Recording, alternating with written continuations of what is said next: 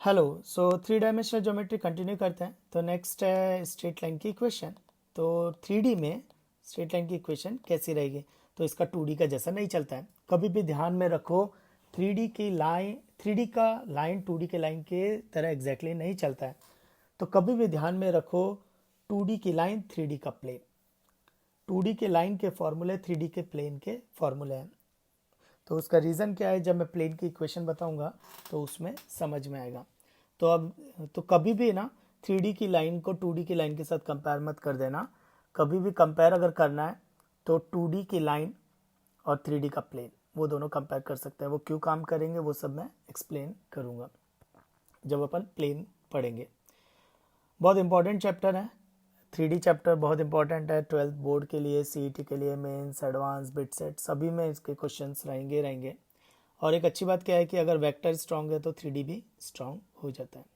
Okay, so straight line, तो symmetrical form of a line, symmetrical form of a line मतलब जो line की equation अपने को लिखनी है। ये इक्वेशन करती क्या है?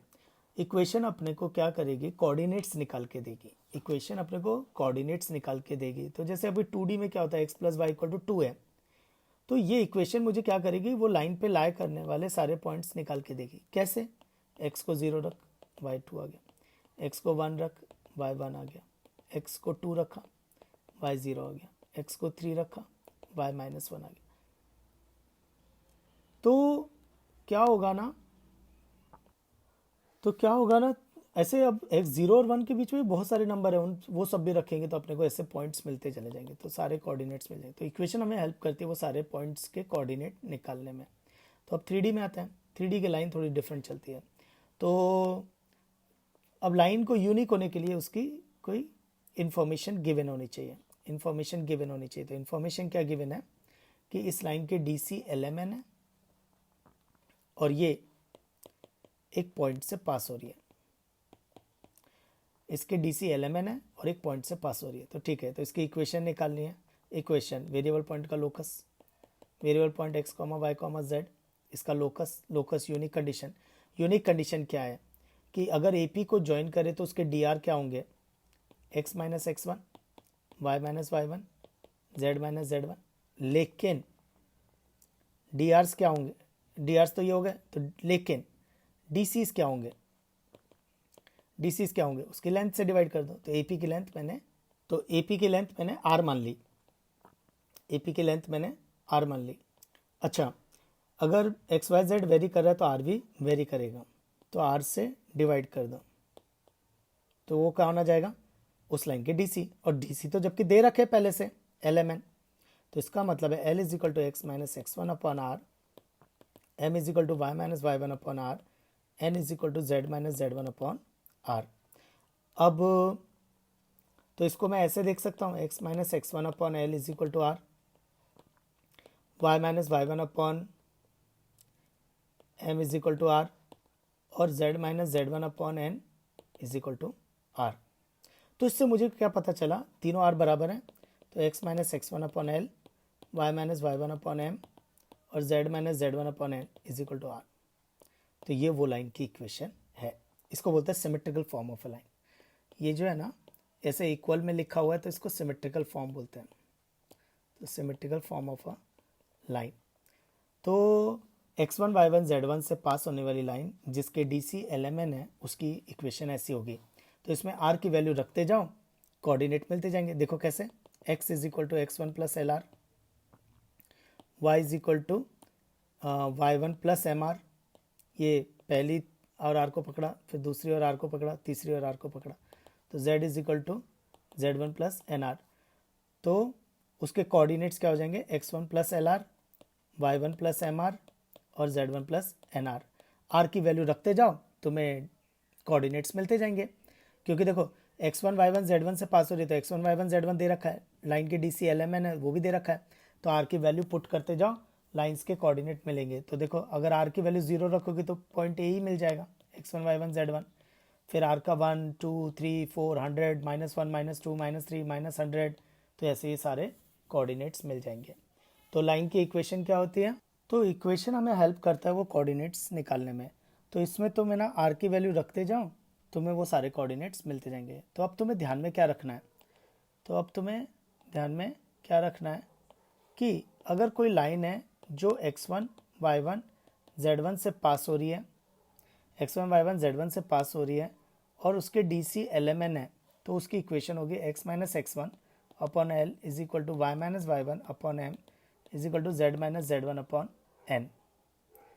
ये तुम्हें ध्यान रखना है। और थोड़ा एक्स्ट्रा रखना है तो इक्वल टू आर, और थोड़ा ध्यान रखना है तो आर डिस्टेंस पर उसके जो कोऑर्डिनेट होंगे, अच्छा आर पॉजिटिव और नेगेटिव दोनों हो सकता है, तो मैं डिस्टेंस इसलिए यूज़ कर रहा हूँ कि मान लो 2 यूनिट इधर और -2 यूनिट इधर, तो डिस्टेंस तो ये तब भी 2 यूनिट ही रहेगी, लेकिन माइनस मतलब अपोजिट डायरेक्शन।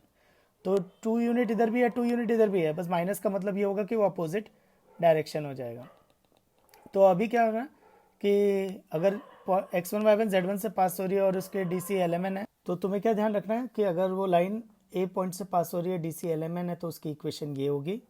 दूसरा तुम्हें क्या याद रखना है कि आर डिस्टेंस पर, अच्छा पॉजिटिव एक तरफ, नेगेटिव मतलब दूसरी तरफ, तो आर डिस्टेंस पर उसके कोऑर्डिनेट होंगे x1 प्लस एल आर, बहुत इंपॉर्टेंट है ये, y1 प्लस एम आर और z1 प्लस एन आर, जब हमें LMN DC LMN और पॉइंट x1 y1 z1 दे रखा है। अब आता है कि 2 पॉइंट से पास होने वाली लाइन, तो मान लो A x1 y1 z1 और B x2 y2 z2, जब 2 पॉइंट दिए तब क्या करेंगे, तो देखो x minus x1 y minus y1 और z minus z1 is equal to r लिया था, और डिनोमिनेटर में क्या आती है DC।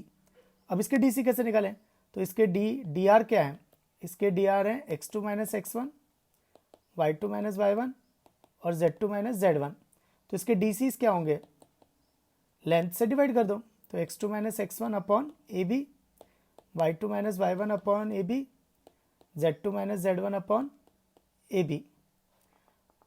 ठीक है, तो यहाँ पे आ जाएगा x2 minus x1 upon a b, y2 minus y1 upon a b, z2 minus z1 upon a b, और ये 1 बाई ए बी को क्रॉस मल्टीप्लाई कर दो, तो ये x minus x1 upon x2 minus x1 y2, तो वो जो 1 बाई ए बी है उसको क्रॉस मल्टीप्लाई कर दिया, तो ये आएगा y minus y1 upon y2 minus y1 is equal to z2 minus z1 z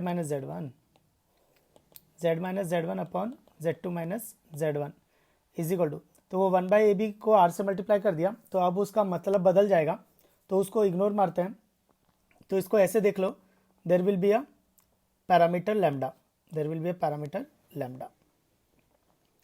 तो इससे हमें क्या पता चला कि जब लाइन के DC एलिमेंट थे तो इक्वेशन आई थी x minus x1 upon L, Y minus Y one upon M is equal to Z minus Z one upon n. जब DR है तो x minus x1 upon x2, 2 point से पास होने वाली लाइन, तो x minus x1 upon x2 minus x1 is equal to Y minus Y one upon y two minus Y one is equal to Z minus Z one upon z two minus Z one is equal to lambda. अब तुम इसको general याद रखो। General कैसे, अगर line x1 y1 z1 से pass हो रही है और उसके DR ABC है, यानी वो ABC के अलॉन्ग है, तो इक्वेशन आएगी x minus x1 upon DR, y minus y1 upon DR, z minus z1 upon DR is equal to lambda parameter, lambda belongs to real number. अब वो उसका डिस्टेंस से कोई लेना देना नहीं है, तो इसको कंफ्यूज मत होना, इसका डिस्टेंस से अब कोई लेना देना नहीं है, तो इसको याद रखो, ये ज़्यादा इंपॉर्टेंट है क्योंकि DR से DC कन्वर्ट किए जा सकते हैं, DC से DR कन्वर्ट किए जा सकते हैं, सॉरी DC से DR कन्वर्ट किए जा सकते हैं, पर इसको याद रखो ये मोर जनरल है क्योंकि ज़्यादातर क्वेश्चन में DR सी दिए रहता है, DC नहीं रहता है। तो x minus x1 upon a is equal to Y minus Y one upon b is equal to Z minus Z one upon c is equal to lambda. तो x1 y1 z1 हो जाएगा point, ABC हो जाएंगे DR, ये lambda के terms में equation आ जाएगी। और एक और पॉइंट, तो a x1 y1 z1, तो अगर कोई भी पॉइंट का कोऑर्डिनेट निकालना है, कोई भी पॉइंट का कोऑर्डिनेट निकालना है, तो वो होगा x1 प्लस लैम्डा ए, y1 प्लस लैम्डा बी और z1 प्लस लैम्डा सी। अब फ़र्क देखो, जब DC एलिमेंट दिए थे तो उस केस में क्या होता था, यहाँ पे ये L होता था तो यहाँ पे वो डिस्टेंस होती थी, पर यहाँ पर क्या होगा, अगर DR है तो उस केस में सिर्फ ये बोलूँगा कि ये पैरामीटर है, lambda belongs to real number, तो यानी लैम्डा के हर वैल्यू के लिए पॉइंट्स मिल रहे होंगे, तो लैम्डा के हर वैल्यू के लिए पॉइंट्स मिल रहे होंगे। तो अब तुम्हें क्या ध्यान रखना है, x1 y1 z1 से पास होने वाली ABC के अलॉन्ग, यानी ABC DR है, तो लाइन की इक्वेशन ये होगी। अगर x1 y1 z1 से पास हो रही है तो किसी भी पॉइंट का कोऑर्डिनेट क्या होगा, वो ये होगा, और lambda will be a unique value, तो there must be unique condition, there will an unique value for lambda.